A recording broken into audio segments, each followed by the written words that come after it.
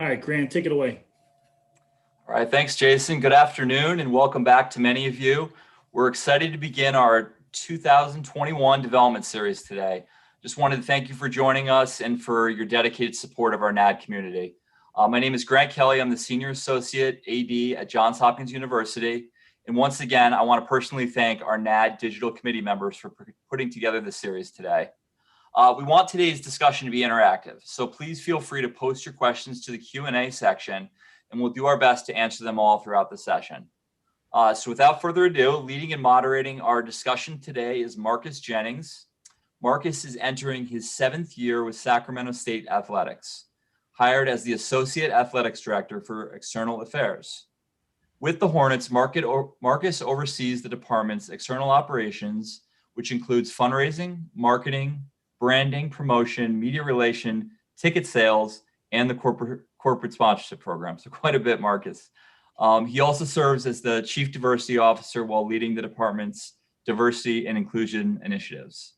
In addition to oversight of athletics external relations, Marcus serves as the liaison for the university's advancement office. He also serves as the sport administrator for football, women's basketball, track and field, and cross country. Marcus is currently the first vice president on the NAD executive team, and he was also a 2-time recipient of the NAD Diversity Award. Marcus earned his bachelor's degree in business administration from New Mexico State and added his MBA with a concentration in finance from Clark Atlanta University. He and his wife, Brenda, have 2 children, Masood and Bassiana. All right, Marcus, take it away, and we'll have a good time today. Appreciate you all. Righty. Thank you, Grant. Appreciate it. And thank you to everyone who has tuned in today for this webinar. We're very excited and very happy for our guests. We have today with us Ray Anderson, Vice President for University Athletics at Arizona State. We have Desiree Reed Francois, the Director of Athletics at UNLV, and David Saylor, the Director of Athletics at Miami University. And so what I thought, again, we'll just kind of dive right into the questions, guys, and thank you again for being here. So I'll start out with this first one. Would each of you take a few minutes to tell us and tell the audience about how you got to where you are today and what made you decide to take this career path as a Director of Athletics in Division I? And we'll start with you, Desiree.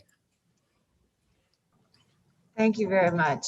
And Marcus, you win the award for the coolest names of your children. My goodness, I love that. So I've been in college athletics for about 25 years. I'm a product of the student athlete experience, and I call myself a recovering attorney. Went to law school down the street from Ray at the University of Arizona, so I think we've got a little rivalry. But did my undergraduate work at UCLA and have been at 7 institutions along this path and ultimately leading to UNLV. And so it's been a true privilege to be at UNLV. And I am looking out at our new stadium, which we have the privilege of playing at. It's the new $2 billion Allegiant Stadium. So it's great to be here. And this is a subject that I'm really passionate about. And I have a development background. So I really, really respect all the hard work of the folks in the audience. So thanks for having me. Ray, you can go ahead. Well, I'm certainly not the 25-year veteran. I'm starting literally next week my 8th season here as athletic director of ASU. Prior to that, I had a lot of experience in professional sports, including as an agent. But by way of background, I played football and baseball, graduated from Stanford University, then went on to Harvard Law School, and then made my way to a law firm in Atlanta, Georgia for a few years, then popped back to my home state of California for another law firm experience. And then after 3 years, left that to jump into the agent business with a group called Sports Advisors Group. And then left that to start my own agency for about 14 years. Left that to join Octagon for about 6 months, and then got recruited to the Atlanta Falcons as their head of football administration. Spent 4 years with the Falcons and then got recruited to the NFL, where I spent 8 years as the head of executive vice president of football operations over a bunch of stuff. And then literally next Monday will be starting my 8th year here as an athletic director at ASU, recruited to the college space by a very good friend of mine who told me, of all the things you've done, you will enjoy college athletics more than any of them. And that has been absolutely the truth. I'm delighted to be here, delighted to be one of your colleagues in the collegiate space, and look forward to visiting with you. Thanks, Ray. David? Oh, it's tough to follow those two and all the things that they bring to the table. But I'm going to start off and just say I'll do this quick. But I was a Division III student, no contacts in college athletics. I knew I wanted to work in it, but did not know how to get into it. My parents didn't understand what I wanted to do. When I said I want to be an athletic director, they thought it was a gym teacher. And so I've had to try to explain to them, you know, what the difference is. They thought you're an attorney or you're an accountant or a doctor or whatever. I did start as an accountant and a consultant, and I still remember Buckingham Fountain. 3 years into being a consultant, I decided I wanted to quit and get into college athletics. I didn't even know what a GA was back then, but I went to a bench at lunch on Lakeshore Drive and decided I was going to go in and quit my job, and I did that. And I went to grad school at UConn, and that was 25 years ago for a sport management degree.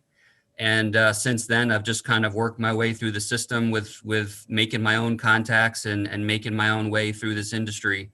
And I've met lifelong friends and have been able to work with and for amazing people. And I truly value and cherish the student athlete model that we have, and am worried about its future a little bit. But at the same time, I love what we're doing and what we all aspire to. And I will say, just to you know, I worked my way up through different schools. My first AD job was at South Dakota, University of South Dakota.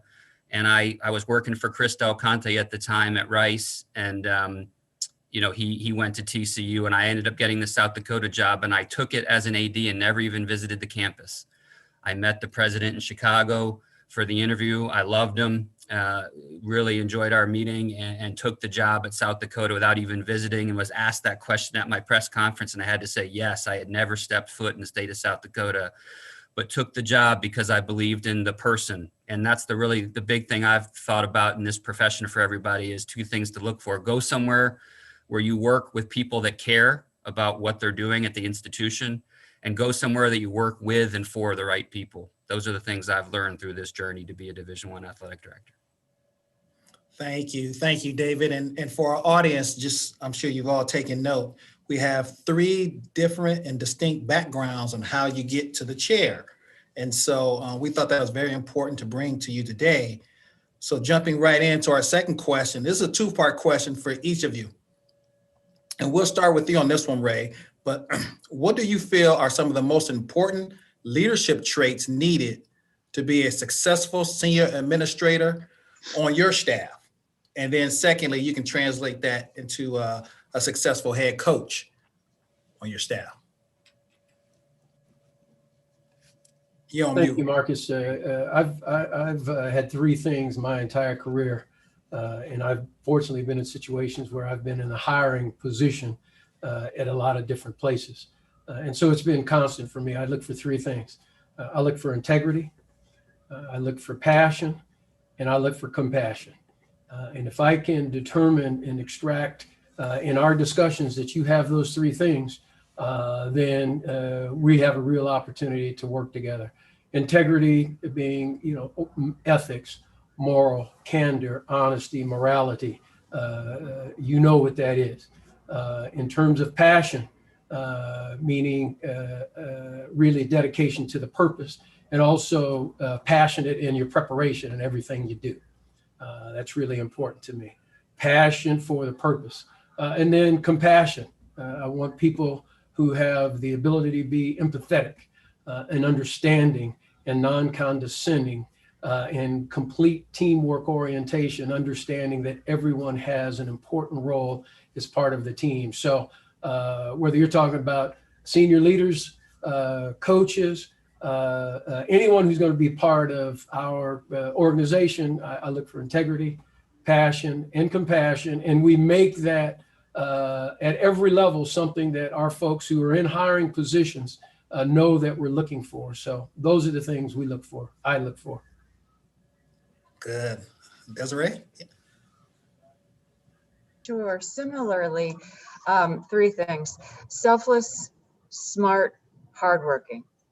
I want people who are going to put the team first. I want people that bring the intellectual spark. We're higher education, right?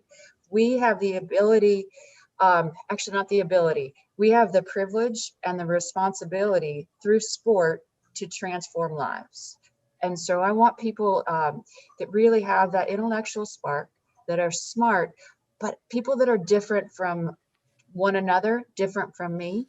I think diversity is not just something that's important to do. Diversity is great business. I know we're going to talk a little bit more about that, but I don't want a bunch of almost 50 Mexican backgrounds. That's critically important, but they have to have the values of the selfless, smart, and hardworking, because this is a calling, and we owe that to our student athletes to provide our best selves, even when it's hard. So those are the three characteristics I look for. And that's for head coaches, and that's for our staff. There's not a differentiator. The best head coaches that I know are great. And I learned this from Coach Summit when I was at the University of Tennessee.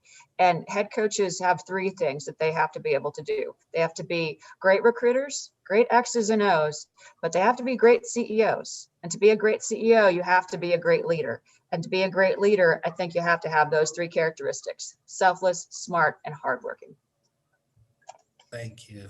David?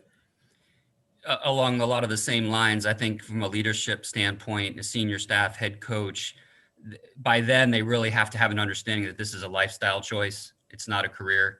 It's something they're going to be doing 24 hours a day, on, off, different parts of the day, even if it means some family time interrupted. So just certainly an understanding of that's how this is going to be.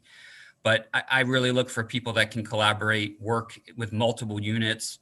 Those of you that are in a certain unit and you're not sure if you can get enough experience elsewhere, make sure you volunteer your time to do that. I think it's really important to get that depth within a department.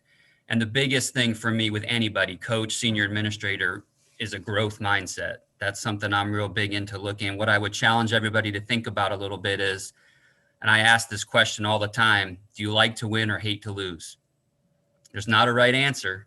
There's different ways to skin a cat. But I like to win because that really talks about process. It talks about, you're celebrating the fact that you've accomplished something together. You've put the work in. That's a growth mindset. That's kind of what that represents. Doesn't mean you can't be successful if you hate to lose. But I do like people that think that way and have that thought process in their mind. And so that's something I encourage everybody to really focus on developing in themselves, is that growth mindset. Thank you. The next question, and this again is for all of you guys. Let's look at times where you've had an open senior level role on your staff. We often hear the word fit when potentially pursuing these opportunities. And so for each of you, what does that word fit mean when looking at someone on your staff? Start with you on that one, David. Man, I hate that word. I'm just going to be honest with you. I think it's a bad word here at Miami. We don't use it. I think it sets up a whole situation for bias and blind spot in people that I don't think should exist. So we spend a lot of time with a search committee when we form it, making sure that people have gone through blind spot training. And an example of a fit situation here at Miami I've dealt with is we're in a really small town in Southwest Ohio. And I've been running searches since I've gotten here. And there are times early in my time here where somebody would say, well, they don't have a family, so I'm not sure they'd fit here. And my argument is you can't say that. If a really talented person wants to come work here, we need to cultivate that. We need to bring that to our community. We need to have them a part of our process and a part of our institution. And so that thinking is something that we've worked really hard to overcome. And another example would be we've hired people, looked at people, and someone said, well, they work with students a lot in their job, and we don't have students that work in that area here. And my point is, well, maybe we need to. Maybe that person can bring us a skill that's going to help us get better as an athletic department. So whenever I hear the word fit, I want to hire talented people. And ultimately, that's really what I want to look for and push my staff to find when we're going through the process. Desiree, what you think about that one? I don't like following David either. It's a very well thought out answer. We have two incredible panelists here. Similarly, I think fit sometimes is an excuse for, hey, we don't like them. But what I look for, rather than fit, I look for value alignment. I don't want to create a situation where that future teammate isn't going to be happy. If they're not happy, they're not going to be successful. And to be successful, you got to know the expectations coming in. And I want to be crystal clear with everyone. If you're going to come in and work at UNLV, you're going to treat people respectfully. You are going to embrace diversity. And you're going to work really, really hard. Selfless, smart, hard workers. That's what we do. And that's what our student athletes do to be able to compete. And that's the expectation of everybody. And we're going to hold one another accountable. So similar to David, I don't love the fit word. I prefer value alignment. Yeah, thank you. What about you, Ray? I think those are excellent ways of looking at it. I too don't prefer fit. So thank you, David and Desiree, for underscoring that. What we look to here more than anything is, are you a culture adequate? Are you a culture buy-in? Because our philosophy here is that culture is just not important. Culture is really everything.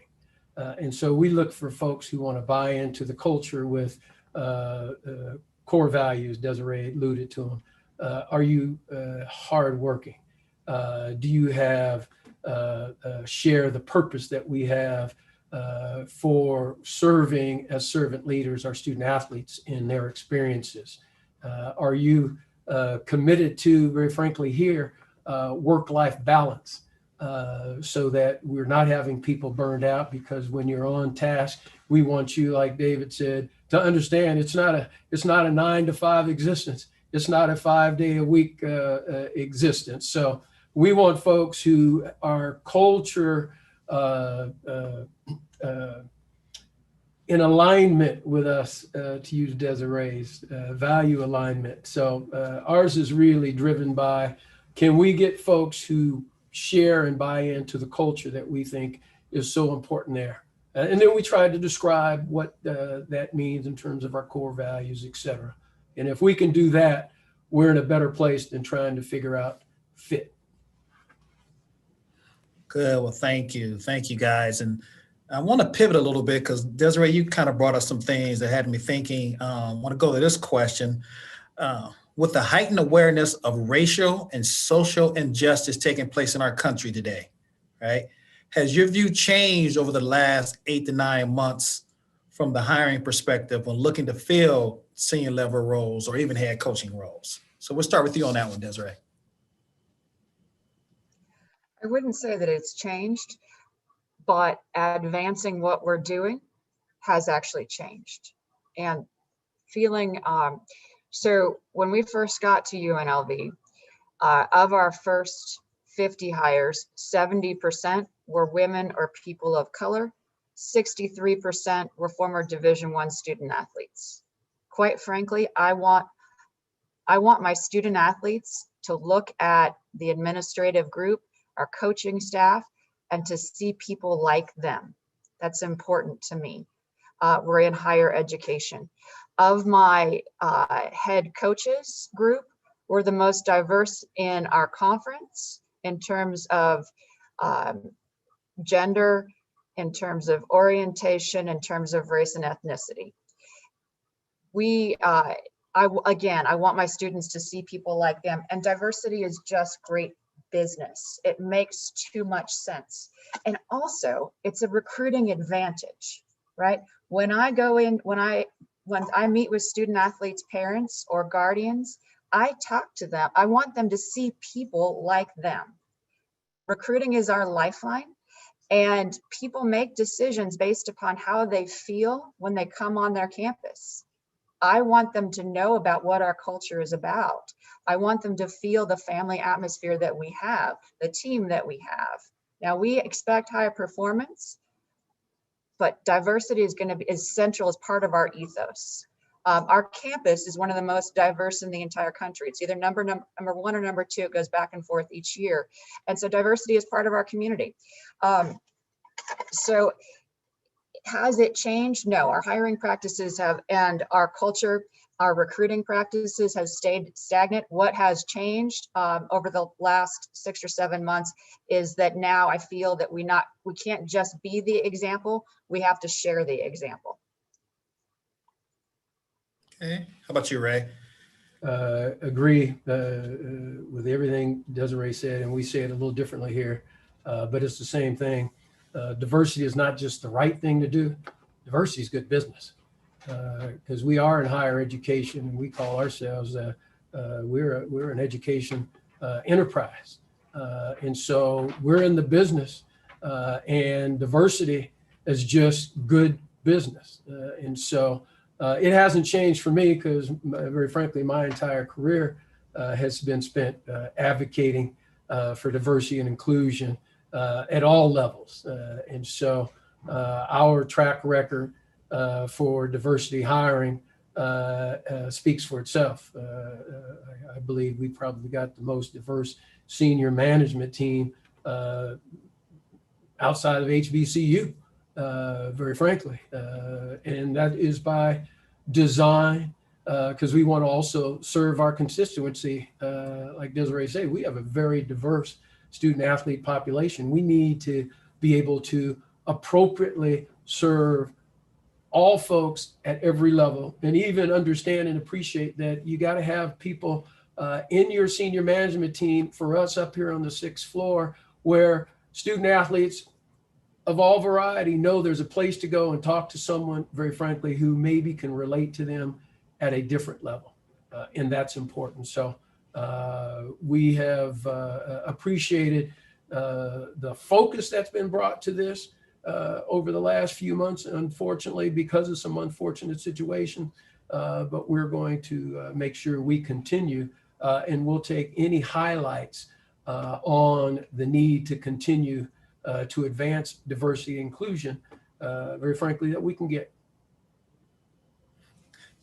David, what do you think about that one? Yeah, and the heightened awareness, I think, has been great, because it's an area that needs it, and it needs to be very intentionally talked about. And we've done that here at Miami. I love talking about diversity on this campus because our student athletes live it every day. They represent it, right? When they're in a huddle, they could care less where each other are from. They just want to achieve a common goal and win. And I think athletics brings that to the table unlike anybody else. And so when I look at with my staff, I talk all the time about what Desiree said, which is that we need people that look like our kids.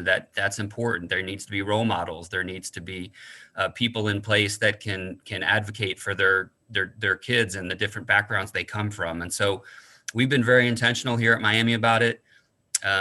We even have a female coach of a men's sport who's won a conference championship here at Miami, and then we celebrate that all the time. And I think those are unique things that on our campus, I know my president is very, very strong in this area. We're doing a statue for Wayne Embry, who was the first African-American general manager in the NBA and team president.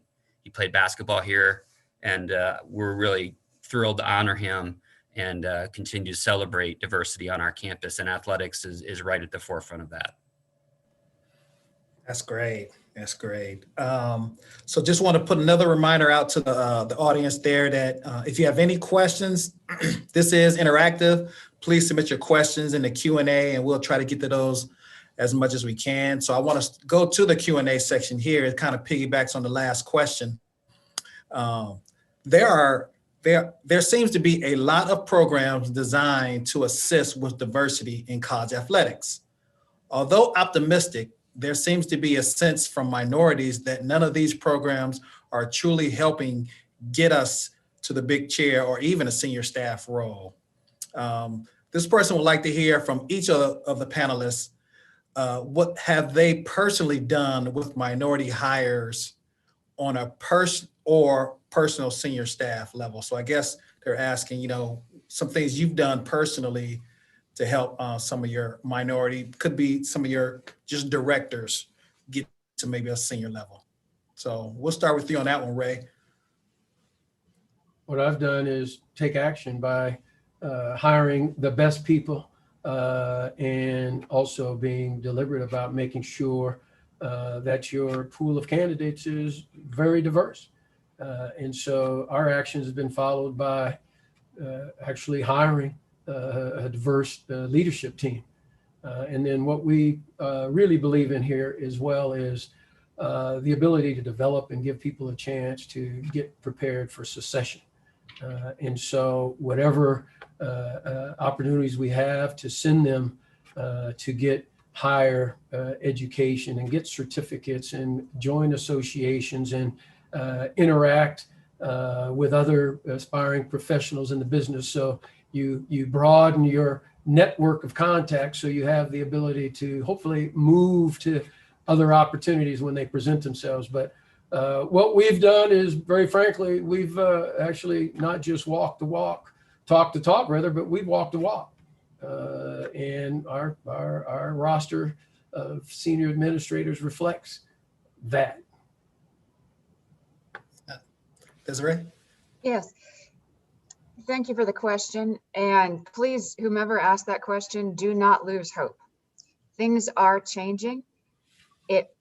When I first started in this business, there were 2 female ADs. I didn't even know that being an AD was an opportunity. I thought my career ambition, someone took me to breakfast, and I remember I was very, very pregnant with my son. I think I was 7 months pregnant, so it was 17 years ago.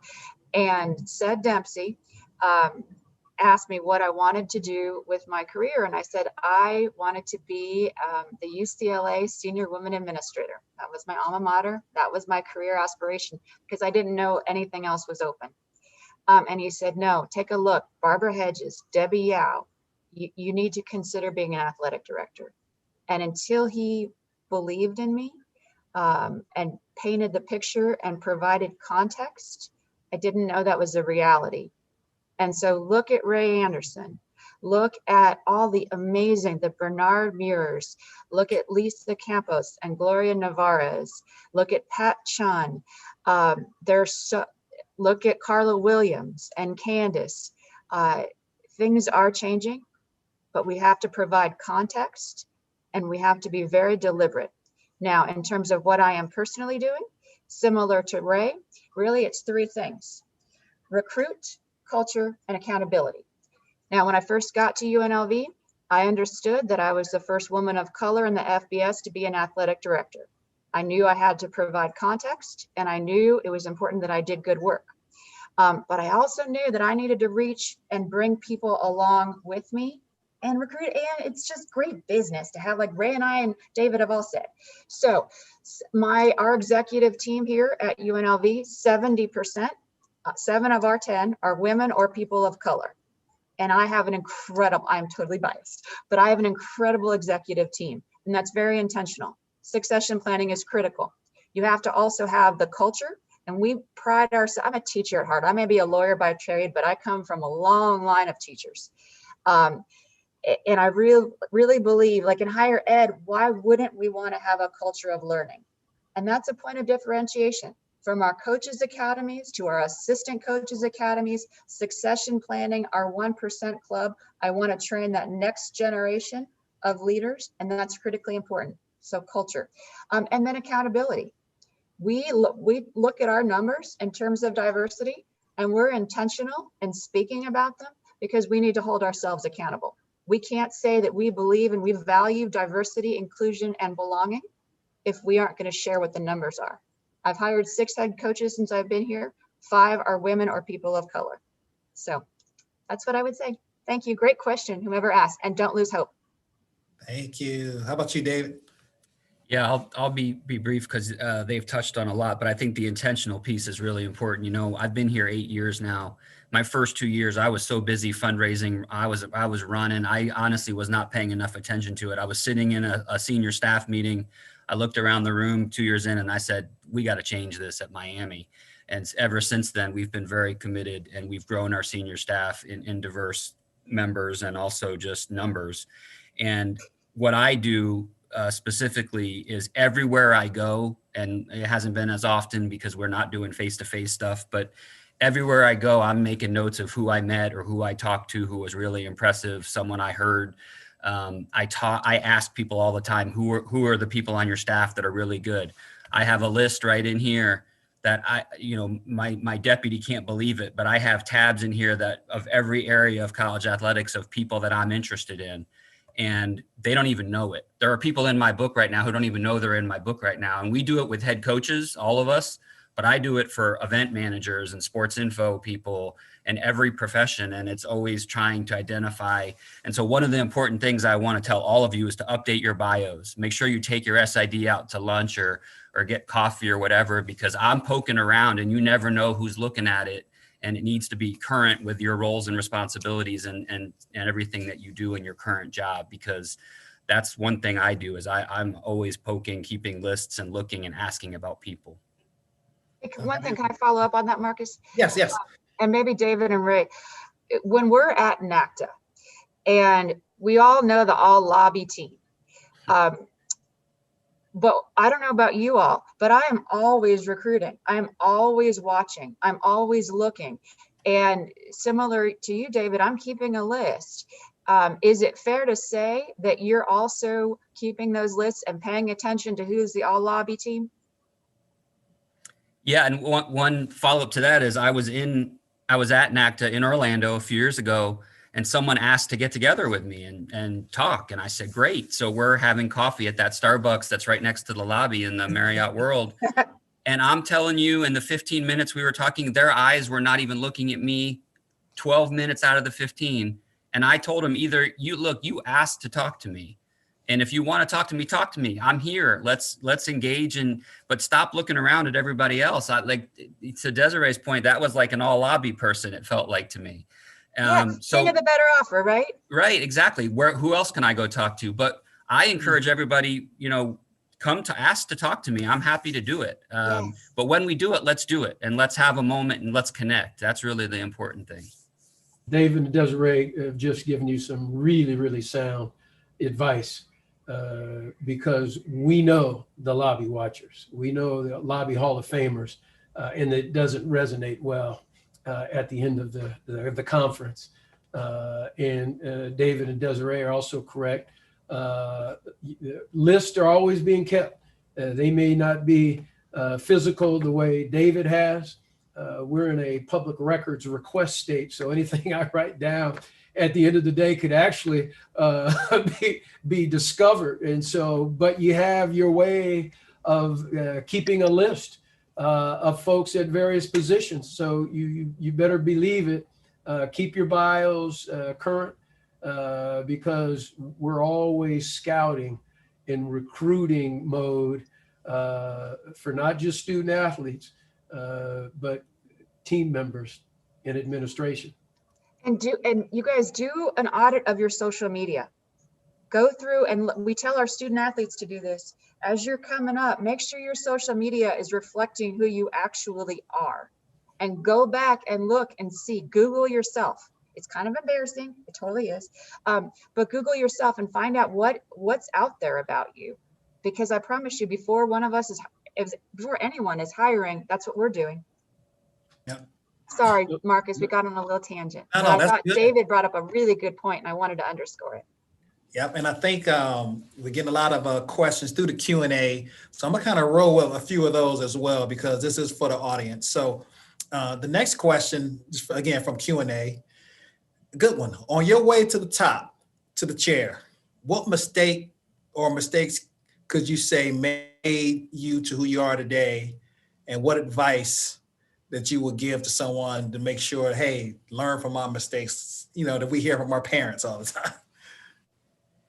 So we start with you. How about you on that one, David? Any mistakes you think you made, especially like you maybe trying to get into the business and then, getting there or anything like that you're like, man, I wish I've known this?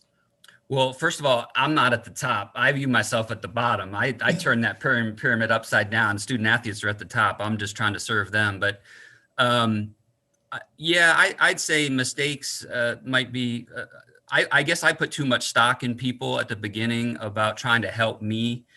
And what helped me was really taking more ownership on my own situation and getting that, there's always people that say it would be great to work in college athletics, or it must be really fun to work in athletics, but what are you doing to separate yourself from all those people?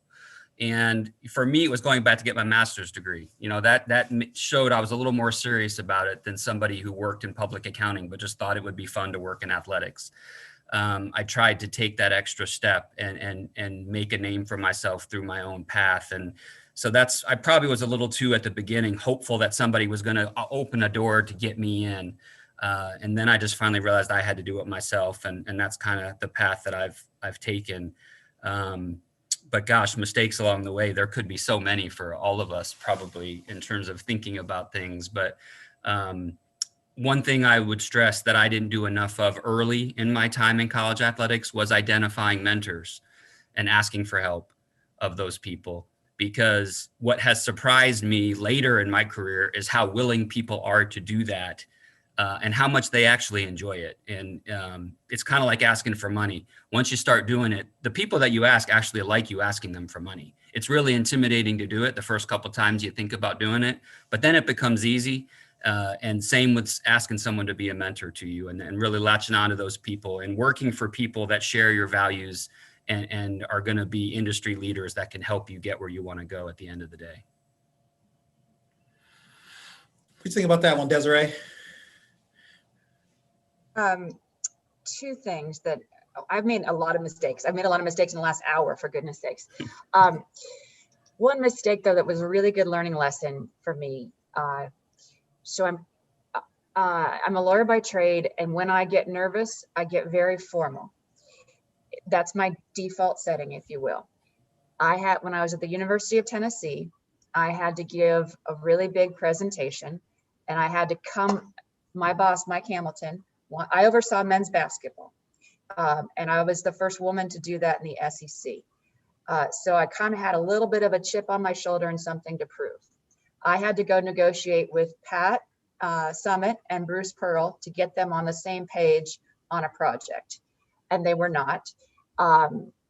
And so I did what I always do, which is my default. I got very formal, I got very lawyer-like, and I over-prepared. I had binders, I had PowerPoints, I was so darn over-prepared.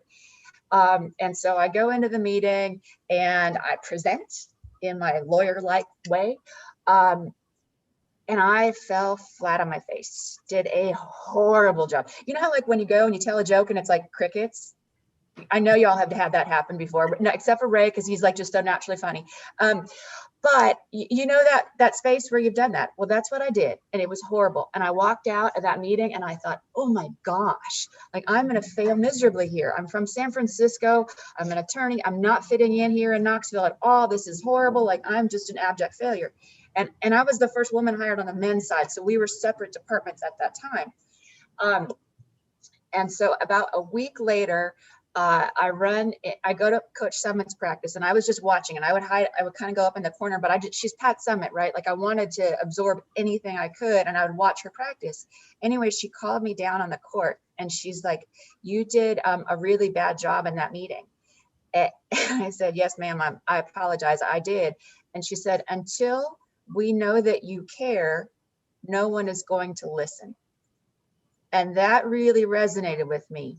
I assume, because I cared so much and I wanted to do such a good job, I assumed that people knew that. I didn't realize that it was incumbent upon me to prove that I cared. And so that was a great lesson for me to learn. And then the second one, very briefly, is that people are always watching.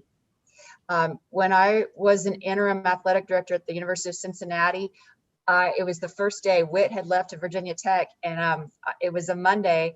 And I was walking in with one of my colleagues through this parking lot and it was really dark in the parking lot. And I was like, gosh, I hate this parking lot. It's so dark in here. We need like lights or something. And by the end of the day, I had on my desk this facility, these purchase orders for like $100,000 for brand new lights and everything. And I was like, oh my God, why would you do that? And my colleague said, well, because you mentioned that you thought we needed new lights. And it hit me and I was like, oh my gosh, people are actually listening to me. I need to actually think about what I say first instead of just like spew things. So yeah. People are always watching. Well, we got the questions pumping in. So I want to get this one for you, Ray. We're going to pivot a little bit. Here's another question off our Q&A.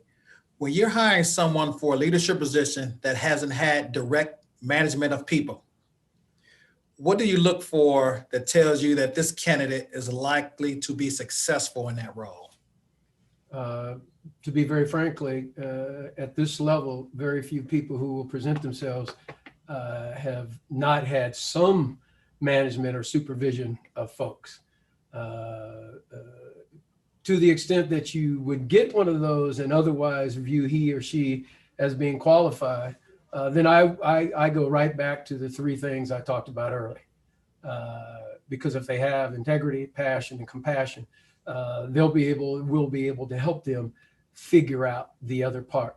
But I'm going to assume that most folks who are aspiring to get into senior administration at some level have had some supervisory experience along the way, Marcus. Okay. Marcus, I got a good one on that in the sense that I was working my second job in college athletics at University of Georgia. I was promotions and marketing. I left there to go to the University of Hartford to be the assistant AD for business operations. And a lot of people said, wait, you left Georgia to go to Hartford? And I said, yeah. And the reason I did it is I was the only one cutting checks. I knew what everybody in the department was doing. And I ended up at Hartford doing many, many things and overseeing many, many areas that when I went there, I didn't think I was going to get to. But because it was such a small resource institution, they needed people to take on more.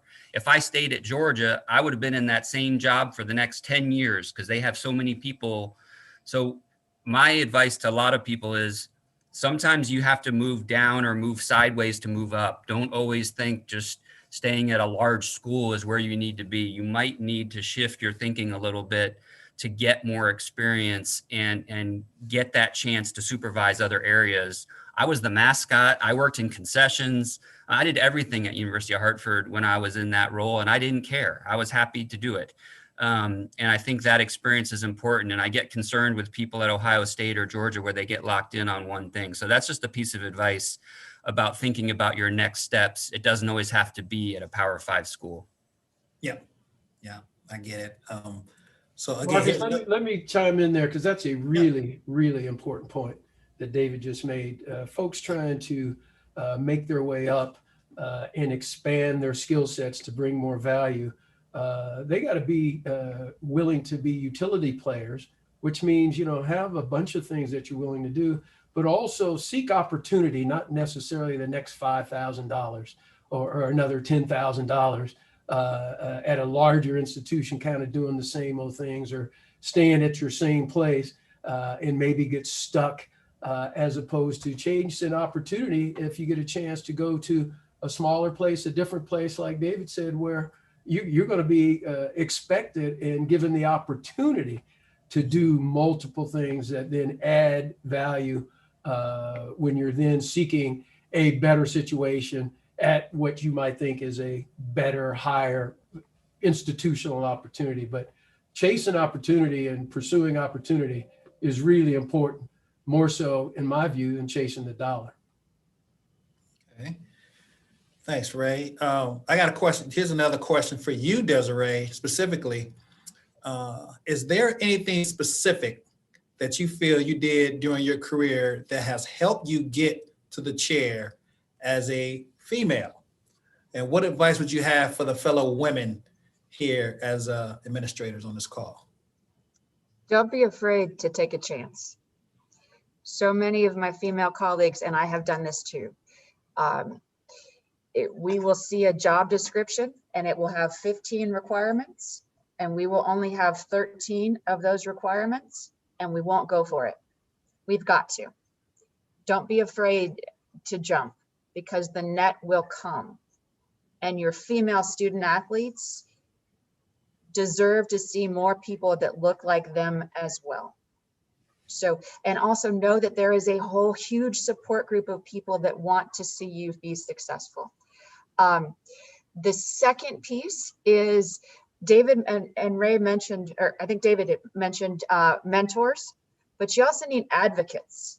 You need someone not who's just going to give you advice, but someone who's going to be in your corner and who are going to make those calls for you and talk about the value that you bring.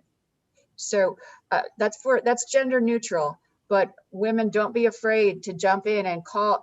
I think Ray mentioned it. We all want to like, we're going to compete. We're going to compete against one another, like, and we have no bones about it.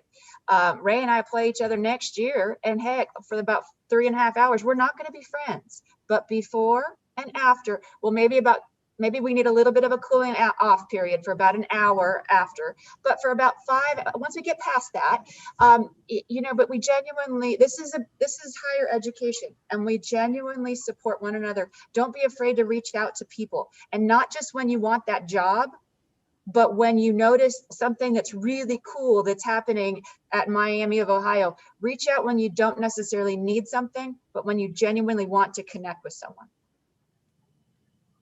So take risks, women. Good. Thank you. And we have a fraction of some coaches on the call as well. So we'll start with you on this one, David. Would you be willing to share what primary factors you use to evaluate your head coaches? Yeah, the biggest thing with me in evaluating a head coach is a consistent approach that I can see throughout the program. So, if they tell me they want to play a certain style or they want to run the program a certain way, I'm going to look to see and hope that, whether it's academics, whether it's recruiting, whether it's their approach to strength training, that it matches what they're telling me they want to do. And if it's not, then, we're probably going to have a conversation about why it doesn't. Usually, to me, if you're talking as a head coach, you've been successful. That's why we're hiring you. So if they have that right approach and it can be applied throughout every aspect of the program the correct way, it should work.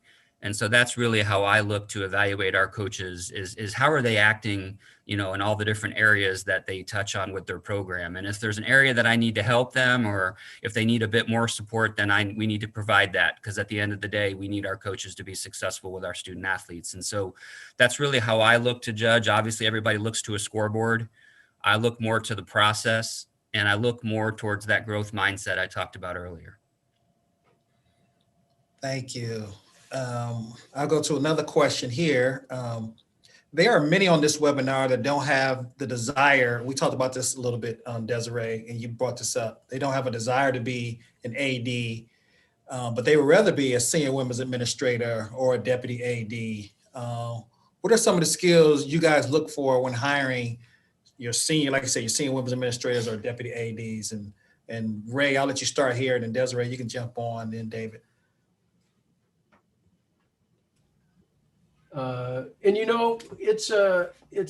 It's just fine if you don't aspire to be the AD. At the end of the day, there are only so many of these positions anyway.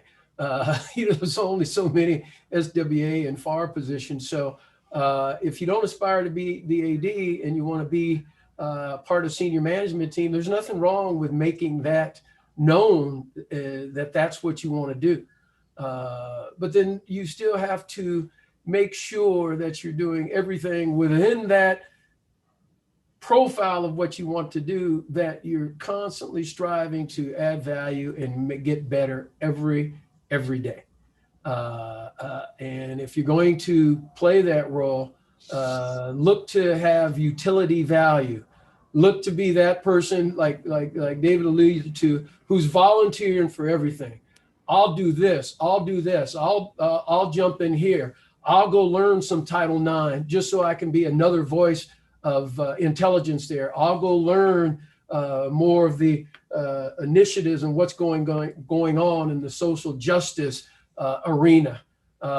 If you're going to make that declaration, that is marvelous, but then make sure you are committed to being a utility player of the greatest value you can be, including being a liaison, interacting with folks on campus, so that athletics is not seen as a standalone, non-partner oriented group. Get yourself out there. Yeah. You think about that one, Desiree? 3 points that I would reflect on. One, and the overarching theme of my reflections would be, you have to do great work. If you are the compliance officer, be the best compliance officer in the entire conference and be the best compliance officer in the entire country. If you are the assistant development director and in charge of the annual fund, be the absolute best. Be the expert in something, but you have to do great work. So we all like to talk about networking, and I've seen the people, and heck, I did it too when I was coming up, where you collect like this many business cards, or maybe now everybody airdrops it, I don't know. But you don't want to be just the all lobby team. You want to be known for doing excellent work. And when you do, people are noticing. I hope that you got that from listening to our comments. We're watching, and your bosses are watching, and we're talking.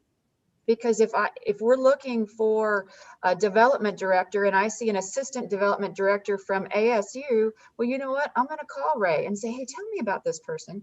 He or she is up for a job at UNLV. I'd love to know everything that we possibly can. It's a small world. Relationships really, really matter in our industry. That's our currency, relationships. And what do people say about you when you're not around? Humility.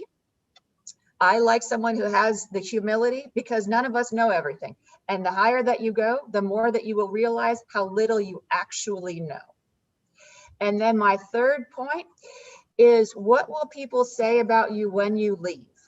Will your colleagues celebrate you that you're gone? Or will they be so sad that you're leaving? Because great teammates make others around them better. And that's what we're looking for. It's okay if you don't want to be an athletic director, but don't not want to be an athletic director because you're afraid to it. You're afraid to do it. Or you don't see people that look like you. Yeah.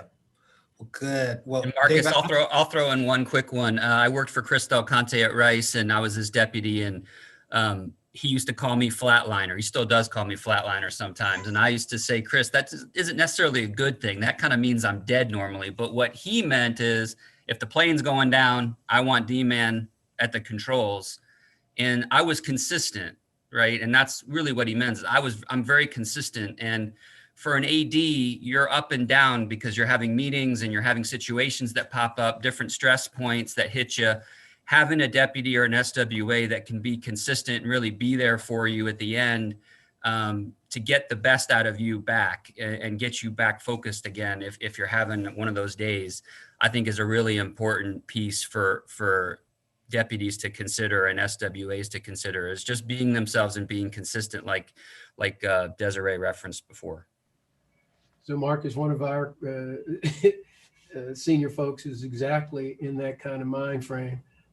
And the way he puts it very, I think, humorously, with humor is, look, I don't want to be Batman, man. I want to be your Robin.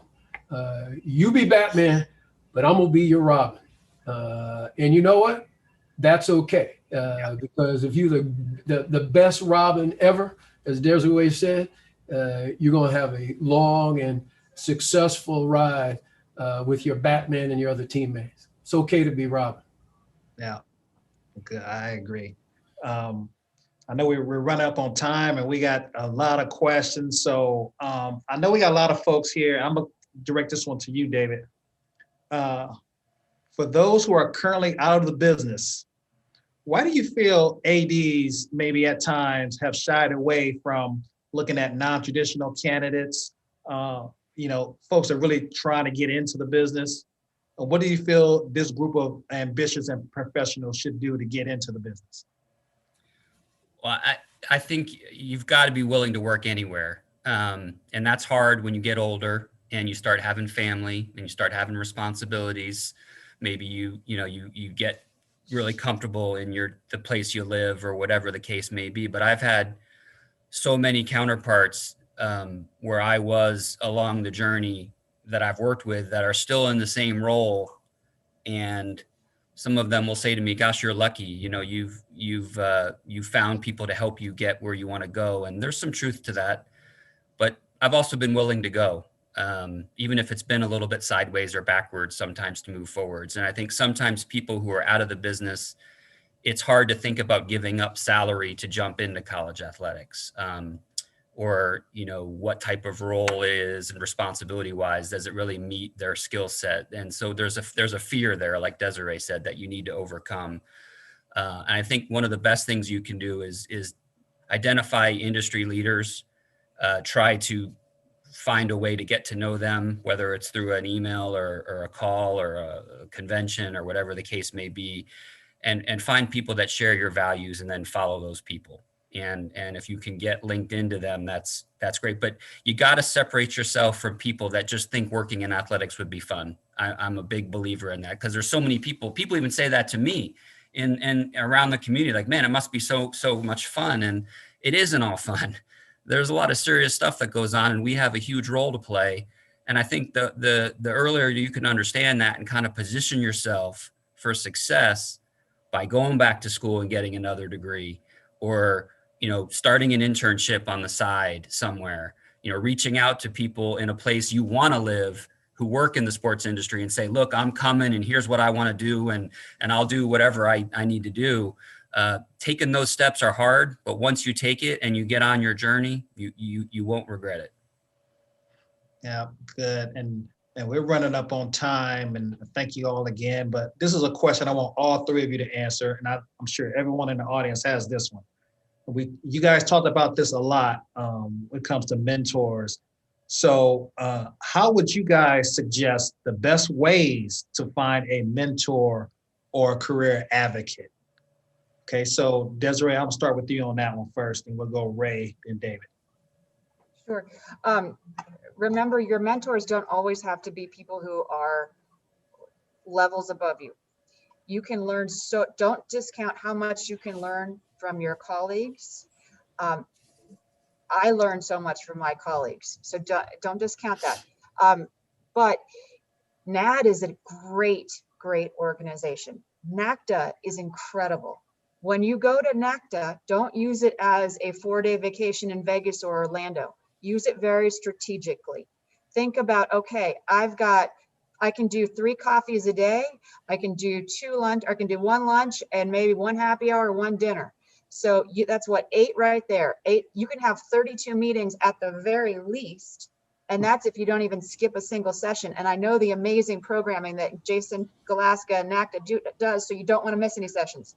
But so go with the plan and be intentional, but then also follow up. Don't just write the 1 note afterwards, right? Follow up, send articles. And people in Ray's and David's and my generation, we appreciate handwritten notes, and we're the ones who are hiring. So a little secret, write handwritten notes. Don't be afraid to reach out, and know that people genuinely in our industry, we all want to help one another. Yeah. What do you think about that one, Ray? Yeah, very good advice. Handwritten notes from a development officer at another university, handwritten, to just say, I've been following the things you've done. Congratulations. And I'm hoping to see you at one of the conventions when we're able to get back together again. That's magical. And what Desiree says, when you go to these conferences, don't waste time trying to be the all lobby king or queen. Be deliberate in your scheduling, and then absolutely follow up. I proudly serve as mentor / advocate for 6 folks minimum that I met in those sessions who did the things that they needed to do to show that they were really committed to trying to form a relationship and follow up and stay in touch without bugging the hell out of you. They're doing it professionally, they're doing it persistently, but they're doing it very appropriately. You've got to do that stuff. You got to invest. And then also reach back though and bring others along. If you're getting mentored and someone's advocating for you, do the same for someone else. Sorry, David. Make that a requirement of your mentor or your mentoree, rather. And Marcus, the only thing I'm going to throw in is I agree with everything, and I'll do it quick. You've got to work hard. You've got to work tirelessly at your job. If you do that, your mentors they'll emerge, trust me, because people are going to respect what you do. They're going to appreciate your work ethic, and they're going to open themselves up to you. It isn't just lobby stuff, right? All that stuff is totally true, but you got to have the work behind it too and the reputation behind it. And once you do that, you'll be able to identify your mentors that reach out to you because of people you work with and you get to know through other people, and it just builds and builds and builds. But it starts with a base of hard work at the beginning. Thank you, thank you. And I think if we bring in Grant, maybe be coming back in, I think we're up on the time and we'll respect all of you guys' time. But me personally, I just want to say thank you to our panelists. Very enlightening today. We appreciate your time, and thank you to all who tuned in as well. So over to you, And Grant. Marcus, thank you for hosting us. We really appreciate you. Thank you. Thanks, all. We definitely broke a world record for questions in the Q&A today, so phenomenal job. And I knew the content for the session, but personally my hand hurts because I took more notes than I ever have on a webinar. So wonderful job. Again, Desiree, Ray, David, thank you so much for your time and energy today. Really appreciate you all. Marcus, fantastic job. Thanks for leading us today. So please stay tuned for details regarding our next webinar. It's going to be taking place on February 25th. The topic is COVID downsizing. Join us that day to learn from schools who have been impacted with staff reductions, job freezes, and how they've persevered through all of it. So thanks again for joining us today, and have a great evening. Thank you. David, Desiree, good to see you. Thanks, Nice Mark. to see you all. Good to see you Thank guys. you. Thank you all. Good Thank luck. you. Stay safe. Stay healthy, everyone.